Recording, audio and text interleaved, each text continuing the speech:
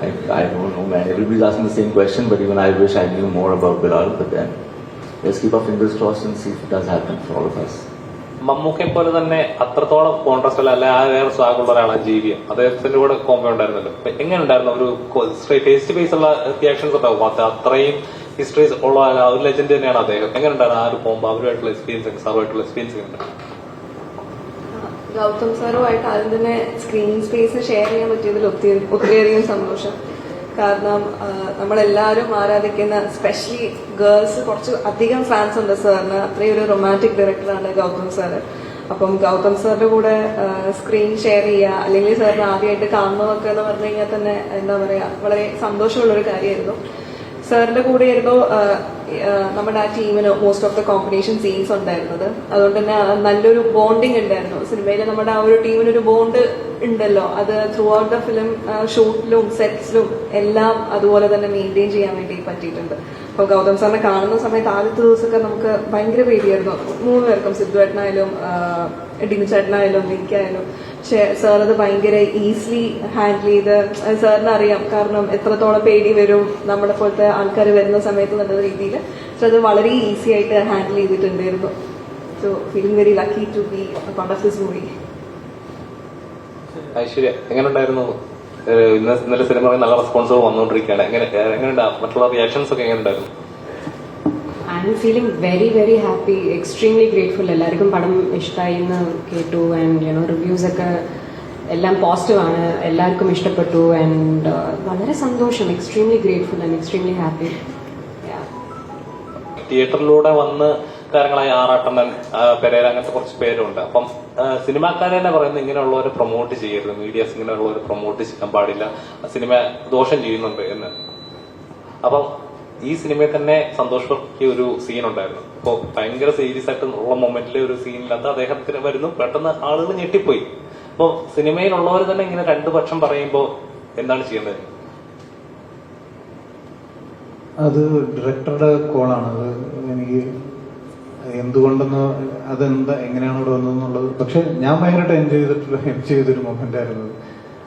പിന്നെ അങ്ങനെ ഇപ്പൊ റിവ്യൂ പറയുന്ന ആളുകൾക്ക് സിനിമ വരാൻ പറ്റില്ല എന്നൊന്നുമില്ല. അല്ല, ഞാൻ പറഞ്ഞല്ല, പ്രൊഡ്യൂസേഴ്സിനും മറ്റുള്ളവരും തന്നെ പറയുന്നത് നിങ്ങൾ ഇങ്ങനെയുള്ളവരെ പ്രൊമോട്ട് ചെയ്യാൻ പാടില്ല. അങ്ങനെയുള്ളവരെ പ്രൊമോട്ട് ചെയ്യാൻ ഇൻ ദ സെൻസ് അവരുടെ റിവ്യൂസിനല്ലേ പറയുന്നത്. ഈ ഒരാളുടെ ഇല്ലെങ്കിൽ ഈ ഒരാളുടെ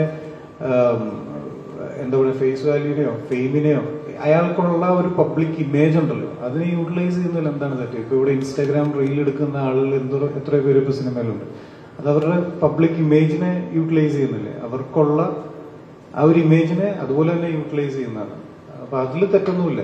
അപ്പോ ഈ മൊമെന്റിൽ അത് എത്രത്തോളം ബ്ലണ്ടർ ആയിരുന്നു, ഇല്ല എത്രത്തോളം ഡൈവേർട്ട് ആയി പോയി എന്ന് കാണിക്കാൻ പറ്റുന്ന ഒരു അവസരമായിട്ടാണ് തോന്നിയത്. എനിക്കൊന്നും ഇറ്റ്സ് ബെറ്റർ ചോയ്സ്. നല്ല രസമുണ്ട്. ഞാൻ ഭയങ്കര എൻജോയ് ചെയ്തു. ജോക്കൊക്കെ വെല്ലുവിളിയായിട്ടാണോ? അതെ, പല ആളുകൾക്ക് ഷൈൻ ഡോൺ ജോക്കൊക്കെ വെല്ലുവിളി നന്നായിട്ട് ചെയ്തിട്ടുണ്ട്. നിങ്ങളല്ലേ വെല്ലുവിളി? നന്നായിട്ട് ചെയ്തിട്ടുണ്ട്. ആദ്യം തന്നെ അതിന് നല്ലൊരു താങ്ക്സ് പറയുന്നു കേട്ടോ. ഗംഭീരമായിട്ട് ചെയ്തിട്ടുണ്ട്.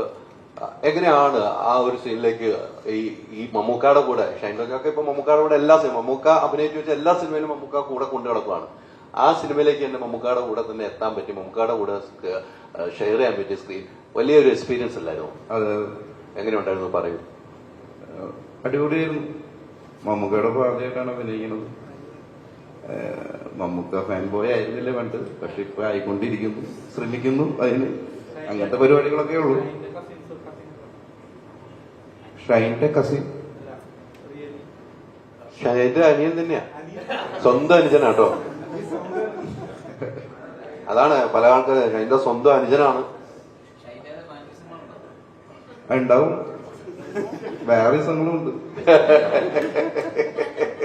വേറെ ദിവസം മാത്രമല്ല. അല്ല, ഈ സബ്ജക്ട് കേട്ട് കഴിഞ്ഞപ്പോൾ എങ്ങനെയാണ് ചേട്ടനുടെ അഭിനയിക്കുന്ന സിനിമ ആരാണ് വിളിക്കുന്നത്? ആദ്യമായിട്ട് ഞാനും ചേട്ടനും ആദ്യമായിട്ട് സ്ക്രീനിൽ ഒരുമിച്ച് വരുന്ന പടമാണിത്. ഇതിനു മുമ്പ് ഞങ്ങൾ ക്രിസ്റ്റഫറിൽ അഭിനയിച്ചിട്ടുണ്ടെങ്കിലും ഒരുമിച്ച് കാണാൻ പറ്റിയിട്ടുണ്ടായിരുന്നില്ല. പക്ഷെ ആദ്യമായിട്ട് ഒരുമിച്ച് വരുന്ന പടമാണ്. അത് ഭയങ്കര ഒരു വീട്ടിൽ ഒരുമിച്ച് കാണാറുണ്ട്, വീട്ടിലിടയ്ക്ക് കാണാറുണ്ട്, പുറത്താണ് കൂടുതൽ ഒരുമിച്ച് കാണാറ്. ആരാണ് ആദ്യം വിളിക്കുന്നത് ഈ സിനിമയിലേക്ക് സബ്ജക്ട് പറഞ്ഞ്? ആഷിക്ക് പറഞ്ഞിട്ട് ആഷിക്കും മിലിന്ദും അങ്ങനെയൊക്കെ പറഞ്ഞിട്ട് ഡീന തന്നെയാണ് വിളിക്കുന്നത്. അങ്ങനെ പോയി അഭിനയിച്ചു. ആദ്യ ഒരു ദിവസം വിളിച്ചു, പിന്നെ 2 ദിവസം വിളിച്ചു, പിന്നെ 3 ദിവസമായി, 4 ദിവസമായി, 5 ദിവസമായി. ആദ്യം ഒരു ദിവസം പറഞ്ഞാണ് പിന്നെ തുടർന്ന് അല്ലേ? അല്ല, നല്ലൊരു എക്സ്പീരിയൻസ് നന്നായിട്ട് ചെയ്യുകയും ചെയ്തു എന്നാണ് നമ്മള്. ജോക്കുട്ടനെ എനിക്കൊക്കെ പേഴ്സണലി അറിയാവുന്ന ജോക്കുട്ടൻ വേറെ സിനിമയിൽ അഭിനയിച്ചു. ആദ്യമായിട്ട് അങ്ങനെ പറയുന്നത് 5-6 പടം കഴിഞ്ഞു.